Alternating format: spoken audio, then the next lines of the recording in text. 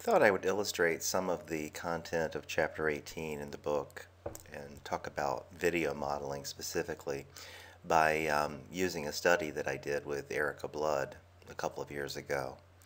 This was a study was a couple of high school students on the autism spectrum who were very prompt dependent. They could learn isolated skills, but in order to complete any kind of complex task, they were reliant on someone prompting them to go from one part of the task to the next. And it's a pretty common problem with individuals on the autism spectrum and individuals with developmental disabilities.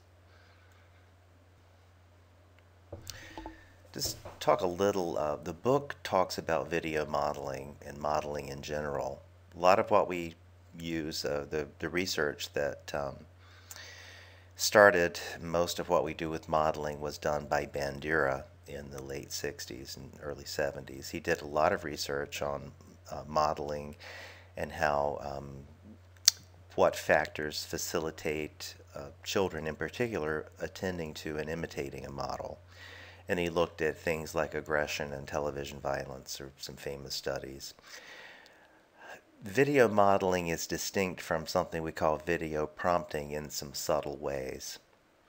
When we talk about video modeling, we're usually talking about the model or the person on the video performing some entire action. So a skill or it could be a social skill, it could be a vocational skill, it could be any kind of action that we want to imitate. I look at videos all the time on YouTube to teach me how to do things with tools. So I'll just watch the video and then I go out in my workshop and I try to imitate what the person on the video did. And sometimes I'll even take a computer or an iPad out and try not to get sawdust on it. So it's something that has, because of the ease and accessibility, it's become very prevalent in our everyday lives. And it's extremely useful with children. So video modeling, we're talking about modeling an entire skill. With video prompting, we're talking about breaking that skill down. So using what we read about last week in terms of developing a task analysis and teaching a behavioral chain, we apply that to video prompts. Only instead of the prompt being some other kind of cue that we add to the environment, in this case the prompt is a model presented on a video. One of the factors associated with video prompting is the person has to have some kind of device present while he or she's performing the skill and learning it to have access to the model. And back just a couple of years ago, that had to be a computer or a television monitor. Now with portable devices, this has become really easy and extremely accessible. So what we wanted to do with this study is a couple of things. We wanted just to find out if video prompting on an iPod could be effective in helping children and young adults with prompt dependency. We also wanted to know if the teacher could implement this kind of intervention when he or she is conducting other activities. If you look at a lot of the research that's been done on video modeling, university folks or research assistants go into a setting and actually implement it. So some of the criticism is that you haven't shown that this can be effectively implemented by teachers. So we wanted to do that. We got the teacher's cooperation. She agreed to actually implement all of the interventions. So all the data I'm going to show you, all the baseline data and all of the intervention data was actually done in the teacher's intervention. I didn't implement any of this myself. We did help the teacher develop the materials. We recorded video and we did put it on the iPods and help her with that. But as far as actually carrying it out into the classroom, the teacher did all of the interventions. We did collect some data. We had an occupational therapist present to help us with the task analysis because one of the students had cerebral palsy and we were concerned about him being physically able to do all of the steps and imitate them, so she was extremely helpful. Both the students were 17 years old and they were both on the autism spectrum and they both tested in the moderate range. They had IQs in the 50s, one sort of in the low 50s and one in the mid 50s. Both of them had fairly impaired communication. Jerry could say, short combinations of words, but he was very quiet. He tended not to talk very much. He was extremely prompt dependent. He would stand for 15 or 20 minutes waiting for someone to prompt him to do something. Alex was not verbal. He does have cerebral palsy, and he uses a small electronic device to communicate just basic wants and needs. He's really distractible. He will stop and look at a fan, for instance, and or something that's moving, and just stand there for 15 or 20 minutes unless someone goes to prompt him on. So both of these students were heavily reliant on someone else prompting them through almost anything they did. So that's why we thought they'd be really good candidates for this study. We did everything in the special ed classroom. It's a high school classroom, so it has it's set up like a kitchen area. There's a refrigerator and a stove and a sink, and the students work on life skills in that area. The teacher developed a task analysis for some cooking skills that were in the students' IEP. So these were things they were supposed to learn.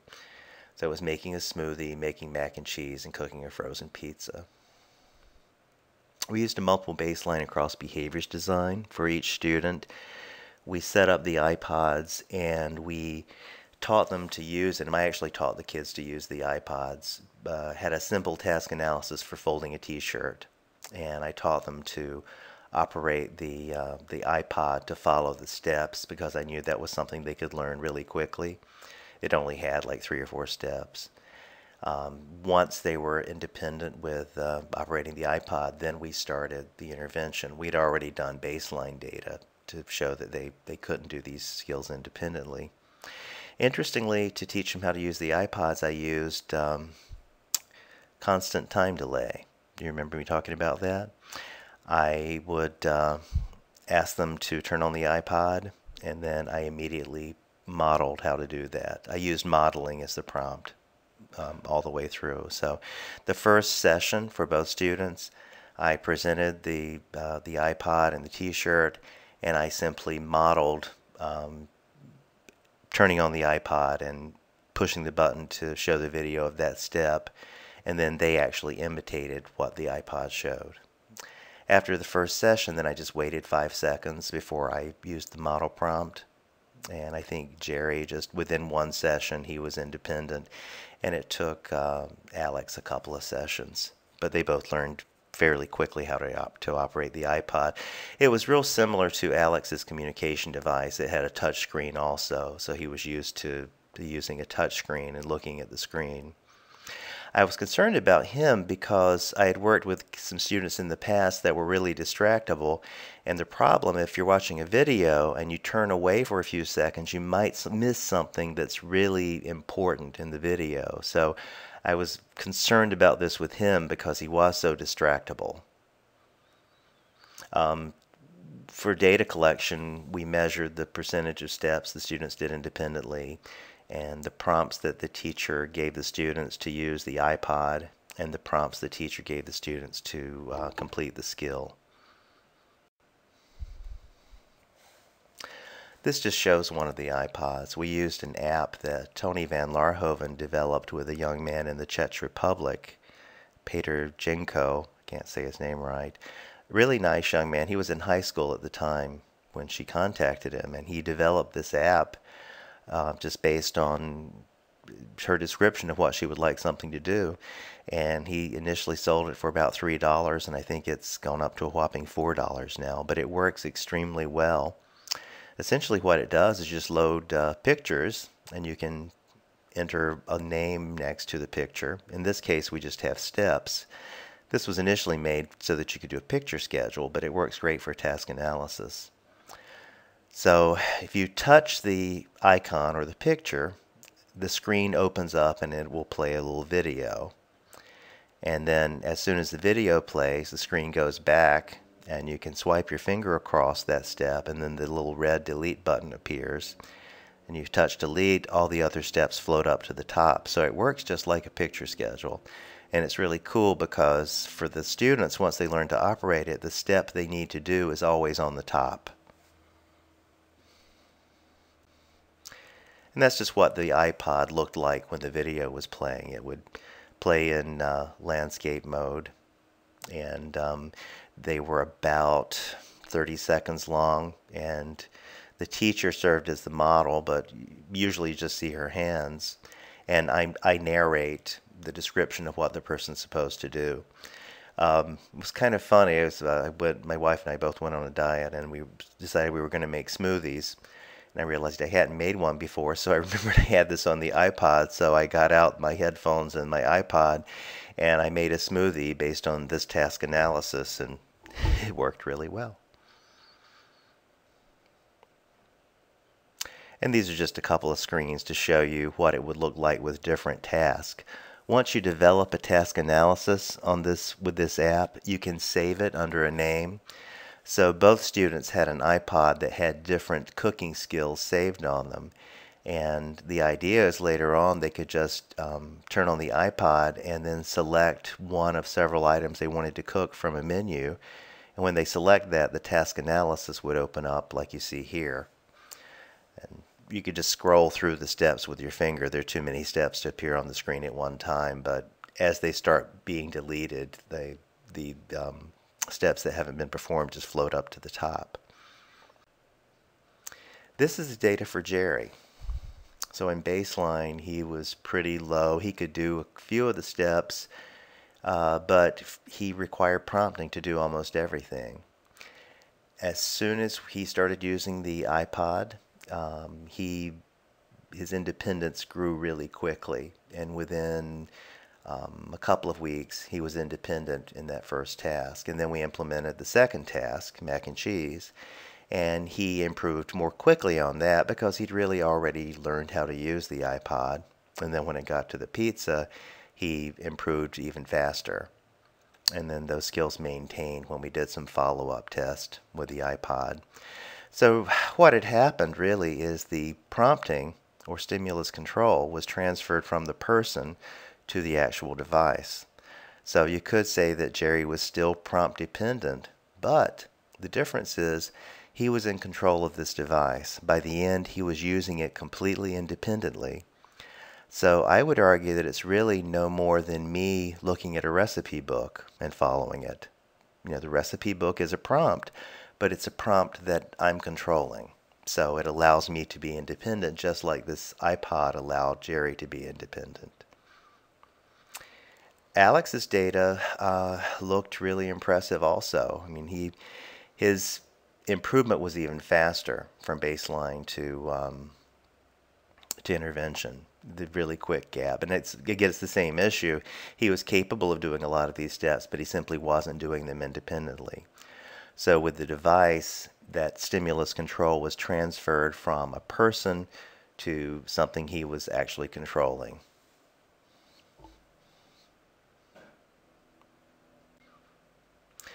We had the teacher just rate her acceptability and utility of using this intervention in her classroom, and then we had her rate how disruptive she thought it was. So we got pretty high marks for acceptability.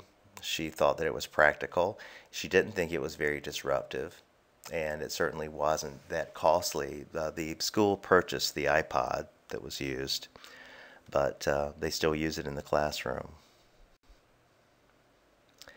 So to sum up, this is just an example of one way that you can use modeling, video modeling, or in this case, video prompting.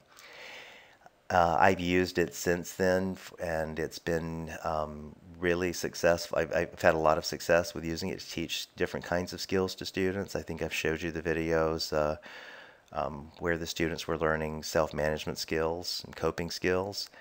The only students that it has not been successful for, as I mentioned, have been kids that are just very distractible. For those students, pictures seem to work better than video, because when you think about it, in a picture you can pick out the salient feature of a step, the important aspect, and you can freeze that in a picture. In a video, that's going to be very fleeting. And if you look away from the video at the instant when something very important is being shown, it's not going to be very effective. So a prerequisite skill for using video this way would be a student's ability to attend to the screen for at least a few seconds at a time. Doesn't have to be a long time, but you've got to have some level of attention that some students don't have. And then when I've gone back and used pictures with those kids, even pictures presented on an iPod, it was effective. It worked.